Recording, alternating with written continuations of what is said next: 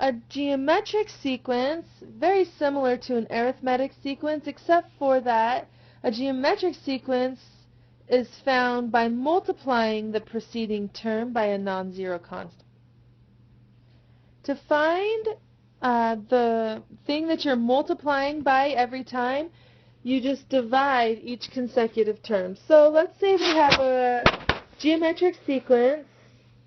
Let's go 4, 8, 16, 32, and you keep going. To find the common ratio, r, you just take 32 divided by 16, or 16 divided by 8, or 8 divided by 4. Each of those will give you the common ratio of 2, and they all should have the same common ratio.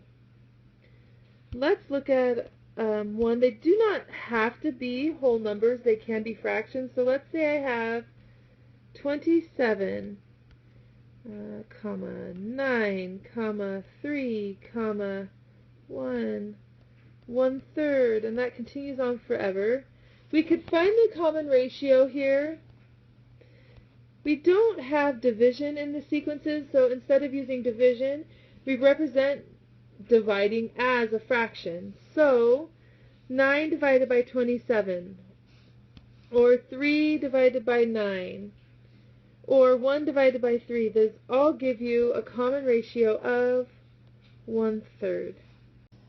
Alright, if we want to find the general term for a geometric sequence, otherwise known as the nth term of a geometric sequence, we need to, well, it's actually fairly simple. It's an is going to be equal to your first term times your common ratio to the n minus 1 power. So, just some things here. Right here, an represents the nth term, a1 represents the first term, r is our common ratio, and n is the number of terms we're looking for. So here's an example. Find the 8th term in a geometric sequence that has the first term of 5 and a common ratio of 2. Alright, so in this case we're finding the 8th term, so our n is going to be 8. The first term is 5, so a1 will be 5, and our common ratio r is going to be 2. So these are just plug and go. So we have an, so a8 is going to be equal to your first term, which is 5, times your ratio, which is 2, to the 8 minus 1 power. So that equals 5 times 2 to the 7th. 2 to the 7th is, let's see, 2 to the 5th is 32, 64, 128. So that would be 5 times 128. Let's see, so that's 5 times 100, and then 5 times 28, so that would be 640. So the 8th term in my sequence would be 640.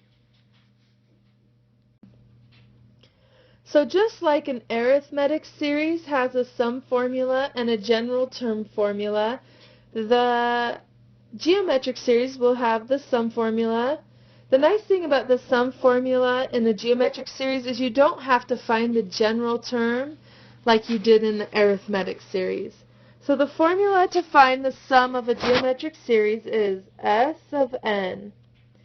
The sum of the first n terms is what that means, is equal to a1 times 1 minus r to the n over 1 minus r. Okay, and our ratio can't be two things. It can't be 0 and it cannot be 1.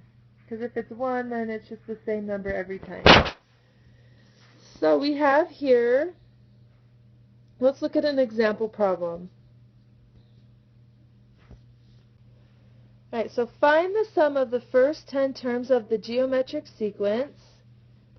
So we have 2, -8, 32, -128. So my first term here, that's always the easiest thing to find, is 1. My common ratio, what is -8 divided by 2? That's -4, so my common ratio is -4. And my n that I need to find is 10. Now these are going to get really big really fast, so a lot of these you won't be able to find just without using a calculator. So we'll take a look here. Let's write the formula. So the sum of the first 10 terms is equal to your first term times 1 minus your ratio to the n power, so that's -4 to the 10th power, all divided by 1 minus -4. Okay, so we have here, we need to figure out what -4 to the 10th is. And I had to use a calculator because I don't know that off the top of my head. So we have 2 times 1 minus, it is 1,048,576 divided by 5. And then let's just calculate that out.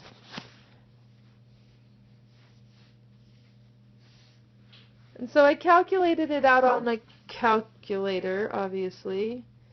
And we get that that is equal to -419,430. So quite a big sum there for the first 10 terms. So that gets big really fast.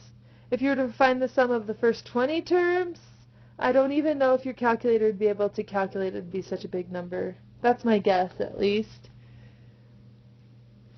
So that's how you find the sum of a geometric series. Now there are a couple branches off of this. I'm not going to do them on this video, but you can also find the sum of using summation notation of these series, and you can also find the sum of an infinite geometric series as long as your ratio is a fraction between -1 and 1. So lots of cool things that you can do with this.